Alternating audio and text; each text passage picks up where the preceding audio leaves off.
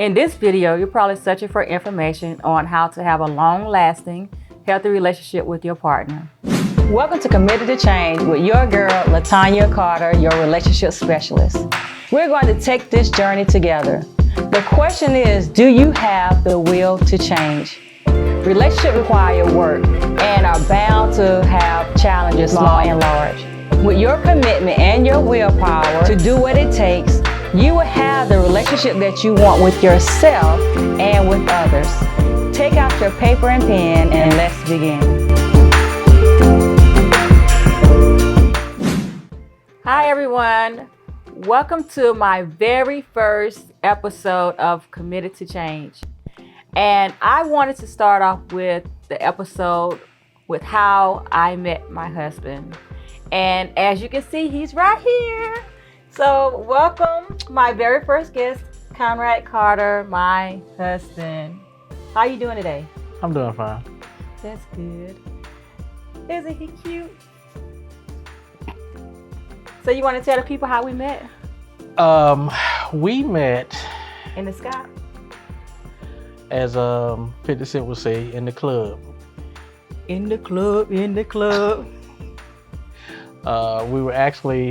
I was actually with some friends of mine in Monroe, Georgia, and she was with some friends of hers, and they came up from Athens to the club, and me and my friends were there, and we kind of linked up from there.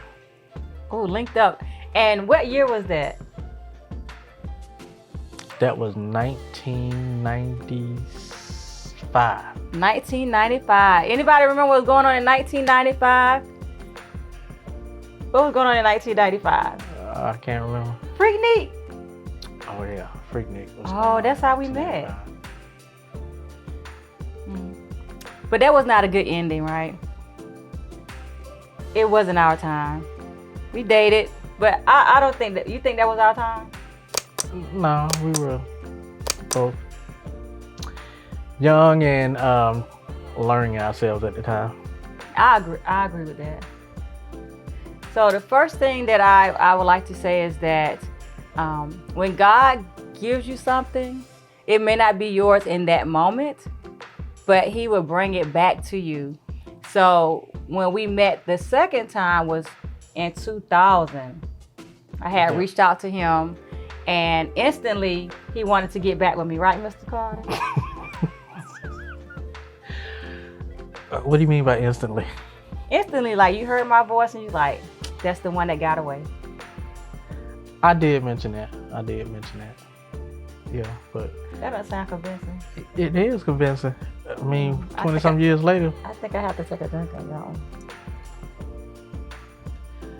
Well, it is convincing because 20-some years later, we still together. Right. So we met the second time and we got back together, and that was in 2000, and then we got married in 2002. So what are some of your takeaways from our journey? Well, I would say, just like you mentioned, sometimes if you're not ready to be in a relationship, it's best not to get into a committed relationship. And the first time when we were together, I think we both were at a point in our lives where we were stable or ready to be in a committed relationship. And I think I know the second time we got together, it was in a point of our lives where we wanted that stability and wanted to move forward and to build a family and stuff. So I think that's what made it work the second time, because I think if we would have pursued the relationship at that level the first time, I think our headspace, we weren't at that point at that time. So it took us a little bit longer to mature, so to speak. Right. Well, I know for me, back in 1999, I've shared this story a number of times. So Conrad, he's heard this story on multiple occasions. But for me, I believe that when I was disconnected and I was still trying to find myself, I was not ready to be in a committed relationship.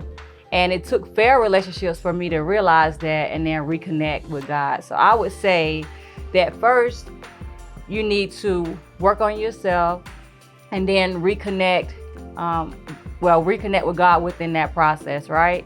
And that was in 1999 for me. I had fell on hard times, not financially or anything like that, but just connecting with other individuals, not just in relationship with a guy, but with friends, and just trying to find myself. And so at that time, I had to really get on my knees and pray and ask God to redirect my path. So I would say connecting with God, asking Him to redirect your path, and then believing and trusting that He will do that, right? And I remember writing in my journal and asking God, I don't know if I didn't think I was asking for you. I just asking for a person that would love God and that would love me and that would also love my son, which is his son at the time, right? and then God brought him back to me. And I was like, okay, wow. And to be honest, I think it worked out very well. What you think? Yeah, I would say so. And to her point, at the time, I wasn't a churchgoer or I don't know the phrase or the term that I'm looking for, but I wasn't going to church stuff at the time. But because of our relationship, it actually drew me back into church and brought me closer to God, which sealed our relationship and really made things work for us when you got two God-fearing people that are mature and trying to work on a relationship together. I think he left out an important point is that even though he was going to church with me, you know how sometimes you go to church because somebody else goes to church, right? But I really believe that he was doing it for himself. He actually took studies for like a year before he even got baptized. And he did that right before we got married. So I think that when you bring God into your union, it definitely will last. And I feel like that is what happened with us. Yeah, I agree with that. I'm following your lead. Oh, okay. I'm like Bernie Mac. I'm trying not to send in crazy. Hi, content creator. You, the podcast host. You, the radio host. Content creators in general. I'm speaking directly to you. Do you have a vision? Do you have a passion? Do you have something in your heart that you feel that your followers need to see? Are you in love and passionate about creating content visually? That I have just a plan for you. I have a production company, a team waiting to assist you. And whatever that passion and dream and love is, we can create your content for you. We can edit your content all in a professional manner. Give you the look that you're looking for so that you can reach more people, appeal to more people, and be more attractive to your current content followers. So if you're a content creator, podcast host, radio host, reach out to me, FYP Productions. We got it, what you need. I'm not trying not to say nothing crazy. Yeah, okay. like Bernie Mac. All right, so what do you think were some of the challenges that we had early on in our relationship? I think some of the challenges we had early on in our relationship revolved around, like with any couple, with finances and trying to build a life together. Really, at that point, we were just getting back together, so we were reconnecting, getting to know one another all over again. And, during that time, I think you were more financially stable and had your life together a lot more than I did. And of course, they always say that women mature faster, so to speak. So, I really looked at the things that you were doing and how you had your affairs and stuff together and wanted to mirror getting my affairs together around that. I never knew that. That is such a sweet thing to say. I never knew that about us. Look at that. And I'm glad he really did get his stuff together, because it's at some point in our relationship, I stopped working, right? And that would have been a disaster for 6 years if he didn't know how to handle finances. But in a relationship, you have to have those discussions, right? It was not easy. We had a lot of times we were robbing Peter to pay Paul. But we gave that to God as well. And he did see us through those 6 years. So financially, yes, that was a struggle in the beginning. I would say to couples, have that conversation prior to getting married. How are you going to handle your finances? What type of relationship are you guys going to have with God?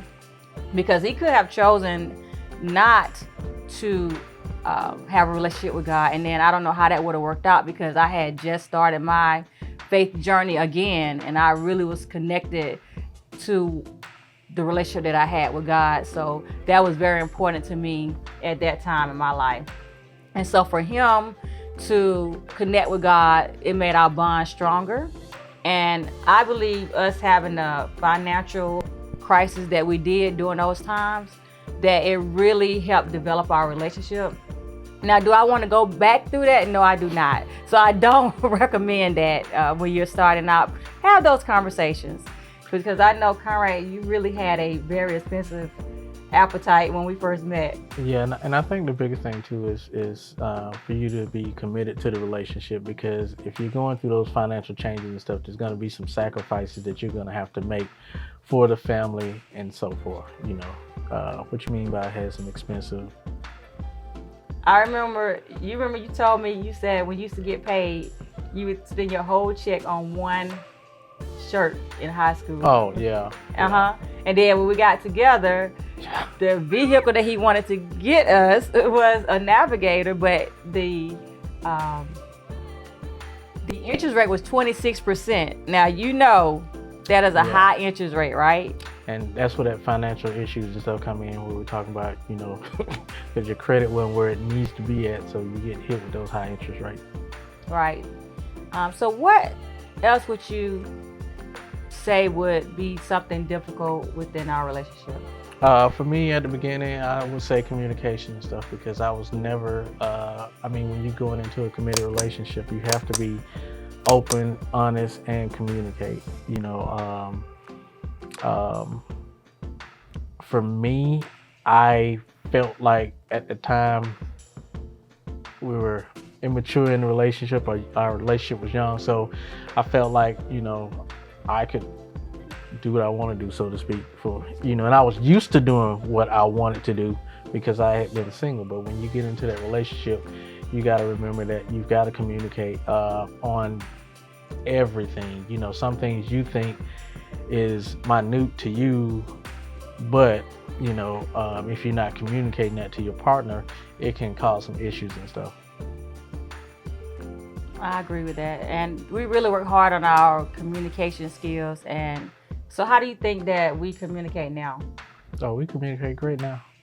So what are some of the things that we changed in our communication that allowed us to have a healthier relationship? I think just the understanding, and that you have to communicate, and the communication is a must in a relationship, no matter how big or small the issue is. Sometimes you just have to take time out and just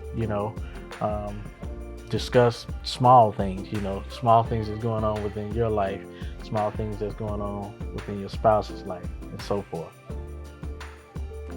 Because it's nothing that's too minute or small that you don't want to mention, to your spouse.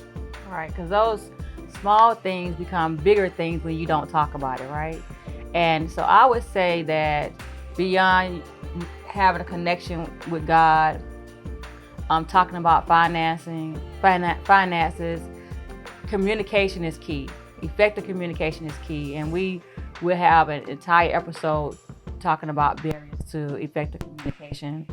And what I realized in our communication is that it started with me. I could not say, Conrad, he needs to be a better communicator, because at the time I really thought that. But it took me going to school, taking relationship classes, sitting in the front of the room, and realizing that I was the worst communicator. Just because you know what you want to say and you're not afraid to say it, and you're ready to talk, and you think because you say what you want to say, they should say what they want to say, and then you walk away whole, but that's not the case. And I realized that, me being forceful in communication caused him to shut down, which caused me to feel unloved in our relationship. So communication plays a lot of it plays a big role in how you feel about your mate. Yeah. And once Conrad, you want to. Welcome to Committed to Change with your girl, Latanya Carter, your relationship specialist. We're going to take this journey together. The question is, do you have the will to change? Relationships require work and are bound to have challenges, small and large. With your commitment and your willpower to do what it takes, you will have the relationship that you want with yourself and with others. Take out your paper and pen and let's begin. If you're enjoying these videos so far, and if you missed any of them, please go back and check out my previous videos so that we can continue to grow together. As always, remember to commit to change. Here at Committed to Change, we know it starts with self, but we also know you cannot do anything without having a relationship with God. And how do you do that? Well, I cannot tell you how to have a relationship with God, but I can tell you my journey, my story, and then you can draw from that to start the healing process in your own relationships.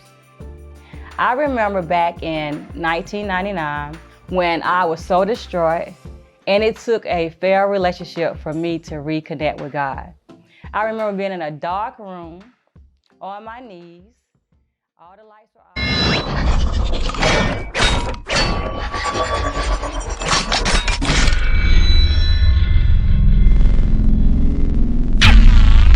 Welcome to my very first episode of Committed to Change.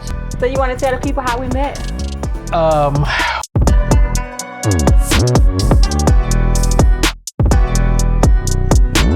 At first, you need to work on yourself. I don't know if I didn't think I was asking for you.